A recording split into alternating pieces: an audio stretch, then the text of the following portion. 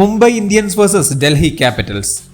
ടൂർണമെന്റിൽ നിലനിൽപ്പിന്റെ കൂടി പ്രശ്നമാണ് രണ്ട് ടീമുകൾക്കും. കളിച്ച 3ലും തോറ്റ് മുംബൈ, 4 1 മാത്രം ജയിച്ച് ഡൽഹി. പോയിന്റ്സ് ടേബിളിൽ 9ഉം 10ഉം സ്ഥാനങ്ങളും. ഏപ്രിൽ 7 ഞായറാഴ്ച മുംബൈയുടെ ഹോം ഗ്രൗണ്ടായ വാങ്കഡയിലാണ് മത്സരം. സ്ലോ സ്റ്റാർട്ടേഴ്സായ മുംബൈക്ക് ഒരു തിരിച്ചുവരവിന് പറ്റിയ അവസരമാണിത്. ബാറ്റിംഗിൽ തിലക് വർമ്മയൊഴികെ ആരും സ്ഥിരത കാണിച്ചിട്ടില്ല.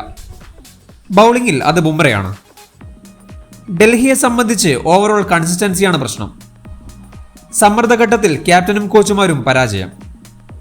ഒരു കോർഡിനേഷൻ പന്തും പോണ്ടിങ്ങും തമ്മിൽ കാണുന്നില്ല. ബാറ്റിംഗ് പാരഡൈസായി കണക്കാക്കുന്ന ഗ്രൗണ്ടുകളിലൊന്നാണ് വാങ്കഡെ. എന്നാൽ കഴിഞ്ഞ മാച്ചിൽ പിച്ച് അല്പം സ്റ്റിക്കിയായിരുന്നു. ബാറ്റിംഗ് അത്ര എളുപ്പമായിരുന്നില്ല. ട്രെന്റ് ബോൾട്ട് കണ്ടെത്തിയ സ്വിംഗാണ് നിർണായകമായത്. സിമിലർ പിച്ചാണെങ്കിൽ ഓപ്പണേഴ്സിന്റെ സർവൈവൽ ഇമ്പോർട്ടന്റ് ആയിരിക്കും. ബാറ്റിംഗ് ഓർഡറിലേക്കുള്ള സൂര്യകുമാർ യാദവിന്റെ തിരിച്ചുവരവാണ് ശ്രദ്ധേയമായ കാര്യം. മുംബൈ ക്യാമ്പിൽ ബാറ്റിംഗ് പ്രാക്ടീസുമായി സജീവമാണ് സ്കൈ. ഡൽഹിക്കെതിരെ താരം കളിക്കുമെന്ന് തന്നെയാണ് കരുതുന്നത്.